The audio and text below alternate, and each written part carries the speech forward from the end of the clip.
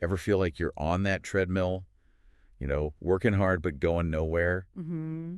We're diving into Rich Dad, Poor Dad by Robert Kiyosaki today Yeah. to see if maybe he has some answers for us. All right. Get ready to rethink some things about money, though. Yeah. Rich Dad, Poor Dad. It can sound like a get-rich-quick kind of thing, Right. but it's really about getting smarter about your money. Oh, yeah. Like really understanding how it works, Okay. questioning some of that traditional advice we get. Well, he starts out with this whole rat race thing. Right. And I got to say, it's painful how accurate it is. It is. Go to school, you get a job, Yeah. you work hard, Yep. pay the bills, but you feel like you're just stuck. Just treading water. Exactly. Hmm. And he's saying most of us are trapped in that cycle, Mm-hmm. working for money instead of having it work for us. And that is where those two dads come in. Right. He compares his own father, the poor dad, Okay. who believed in, good education, hard work, all the Traditional route. with his friend's dad, the rich dad, Okay. who had a totally different outlook on money. So 9-year-old Kiyosaki hanging with his buddy, Yeah. and the dad's like dropping truth bombs about building wealth. Exactly. And that's what he's saying, Wow. that sometimes you need more than just school. Right. The rich dad believed in having your money work for you, Okay.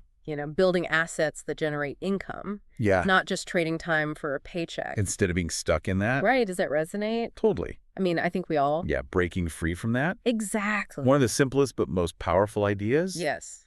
is that difference between assets and liabilities. Absolutely. He boils it down. He does. Assets put money in your pocket. Yes. Liabilities take it out. Simple as that. So simple. He even says he had to look it up Rick, as an adult in the dictionary, I love that. right? Because it can be intimidating, He can. all this financial stuff. Yeah, But he makes it make sense. he does. Those cash flow diagrams he uses. Oh, yeah. Showing how the poor, the middle class, the wealthy, handle money. Such a visual. So clear. Yeah. The one that got me, though, Right. was the house example. Oh, yeah. We think of our house as this big asset, right? Right. It's supposed to be. But he's like, hold on. Okay. It might go up in value, Yeah. but you've got mortgage payments, Right. property taxes, Uh-huh. maintenance, all this money going out. It adds up. So is it really an asset then? Makes you wonder, right? It does. Yes. It really makes you think about what you call an asset. Yeah, and it's not just about the numbers. Right. He gets into, the mindset of building wealth. Okay. And he says, straight up, fear, cynicism, even laziness can totally sabotage you. Oh, yeah. Like that part where he talks about fear, Yeah. keeping you in your comfort zone. You're too scared to take a risk. Exactly. You don't try anything new. Right. If Oh. you hate risk and worry, start early. He's got a point. Yeah, the longer you wait, Right. the scarier it seems to. Yeah. Totally. And it's not just about avoiding failure. Okay. It's about learning from it. He talks about that Texas mentality. Yeah, like setbacks. Those are just lessons. Opportunities. You grow from that. Like his friend Richard. Oh, yeah. Too cynical to invest in that real estate deal. I remember that. Listen to his neighbor, all doom and gloom. And missed out. Missed out big time.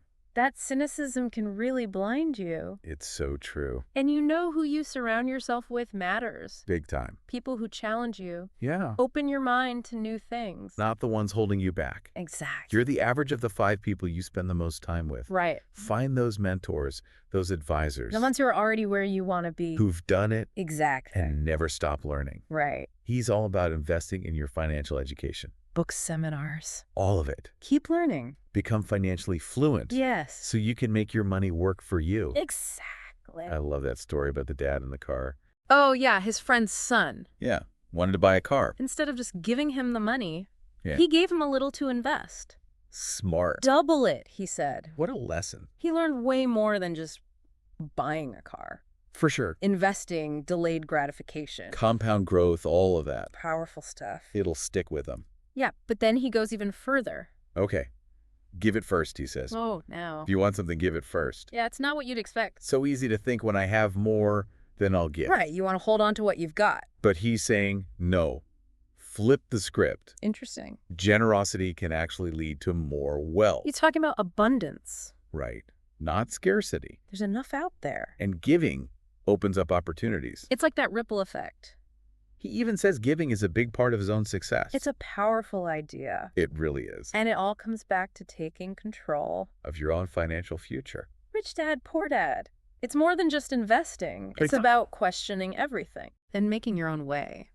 So as we wrap up this deep dive, Yeah. what's the one thing you want our listener to remember? Mindset. It's all about mindset.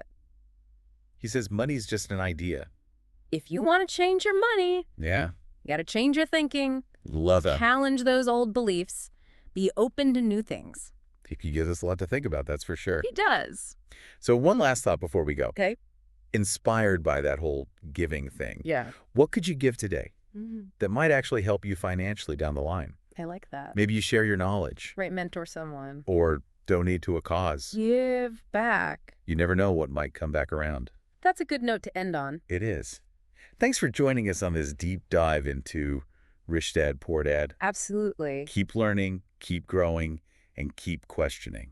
Always questioning. Until next time.